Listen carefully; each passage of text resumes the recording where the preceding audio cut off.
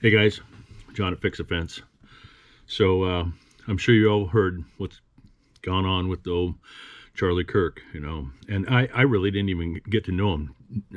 I mean, I watched him a couple of months, just got to know him barely, if that's what you want to call get to know him on online, and on the social media, listening to him, those words of his resonated with me, and I'm like, wow, man, somebody's actually speaking up for the word of God.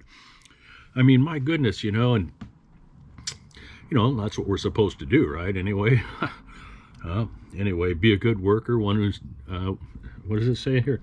Anyway, I want to read this to you guys. 2 Timothy 2:15. This is what I thought. This is what I got me. Charlie. This is all about Charlie right here, man. Okay, and I want my condolences to the Kirk family. This bullshit, what's going on. And anyway, I pray God that God will just touch you in a powerful way and just calm you and give you strength, courage, and confidence to move on in this idiotic world that we live in. Anyway, with that being said, this is all about Charlie, okay? And I got to know him a couple of months on there, listening to him and his words resonating with me. And being a Bible believer, a Bible thumper, whatever you want to call me, there's this one verse I taught the kids, and I'm not too good at memory, all right? 2 Timothy 2:15. It says something like this. It says, do your best to present yourself to God as one approved, a worker who does not need to be ashamed, and who correctly handles the word of truth. See, that was Charlie right there. He was correctly handling the word of truth. As far as I can understand, you do your best to present yourself to God as one approved. Okay, not be ashamed. We don't want to be ashamed of handling this word of truth.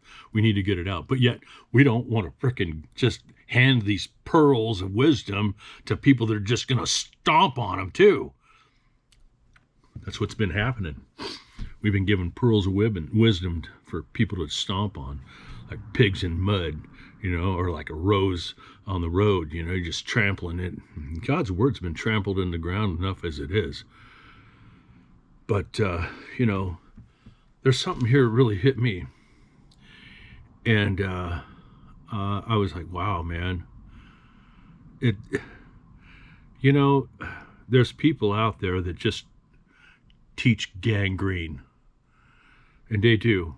And they're so far away from the truth that it sucks.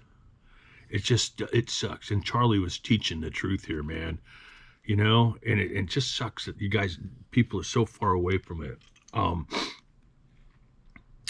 Anyway, here it says, if you pick up your Bible and dust it off, you can read it for yourself. I mean, it's not that hard. I'm reading now the NIV, the New International Version. Yeah, there's certainly so many different translations of it, but the bottom line is God's word remains the same. It doesn't change. It hasn't changed in over 2,000 years or however many years this world's been in existence. It hasn't changed. Okay? He sent Jesus Christ to die for our fucking sins, man. We're fucking sinners, and we need to have Jesus Christ to come in our life and save us from our bad selves. Yeah, that's the truth. That's what the gospel's all about.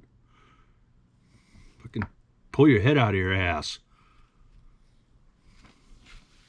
If you're listening to me, if the shoe fits, there's your pearl of wisdom.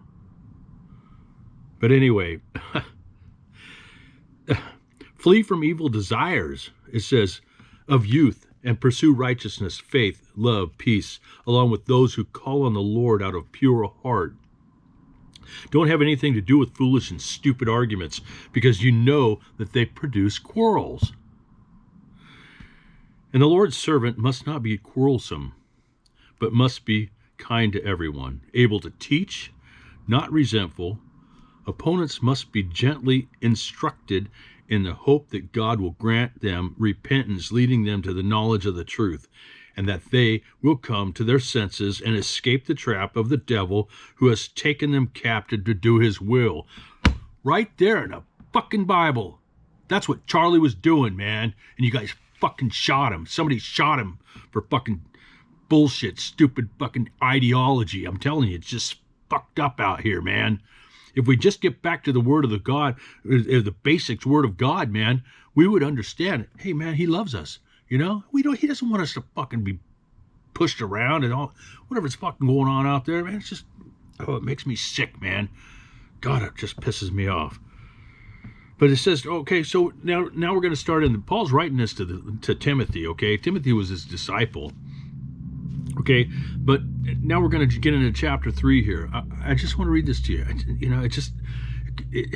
It's just real. It's so real.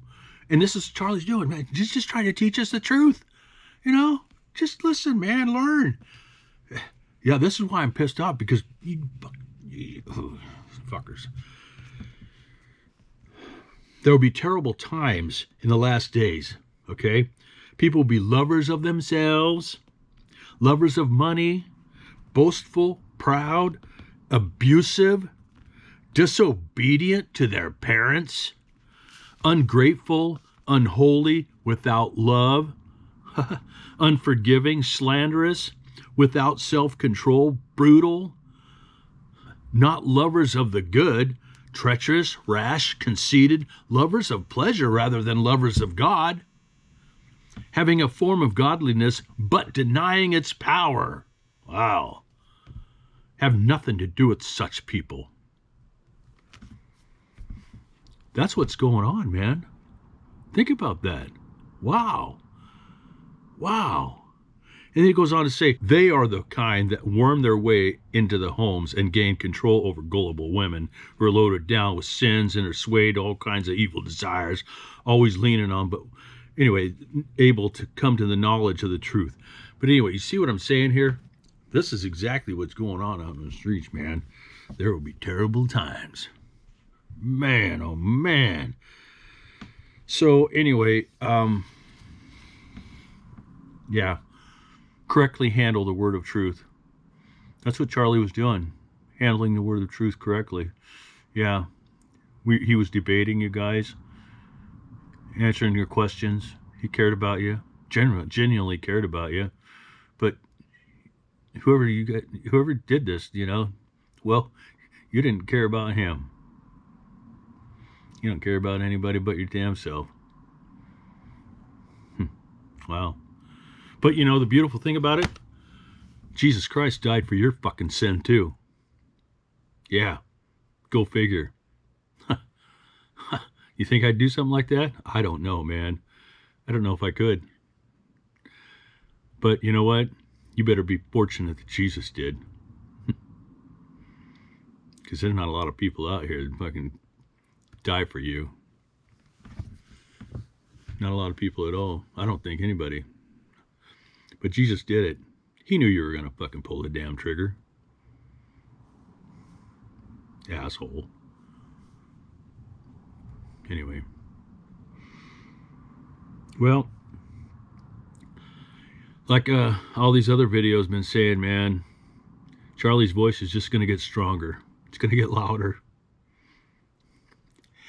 I didn't even get to know him, but man, I miss him already. Fuckers, man. What's this world going to, man? So we got to stand up and fight for what we believe in. And that man's name is Jesus Christ. He died on the cross, man. He was beat. He was whipped from the whipping post to the cross. There was a bloody trail that day. And Charlie's blood is right there with his.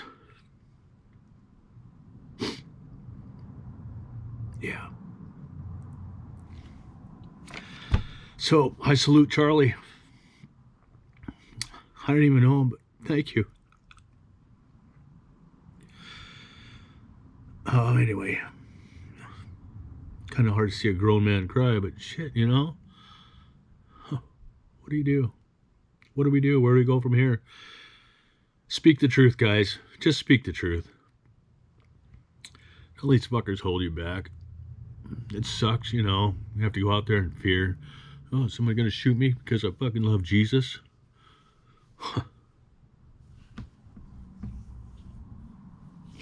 Oh, well. Like I said, Mrs. Kirk, my condolences. I know what it's like to lose someone. I know. It's not easy.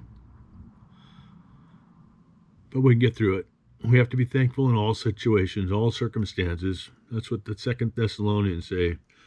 Be thankful in all circumstances. That's God's will for us in Christ Jesus.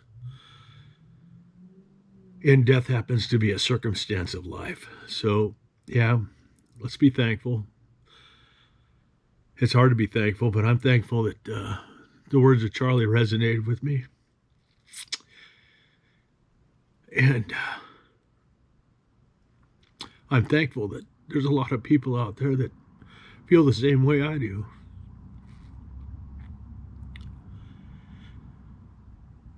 So anyway, may God bless you, Mrs. Kirk, your children. May God give you the strength to carry on.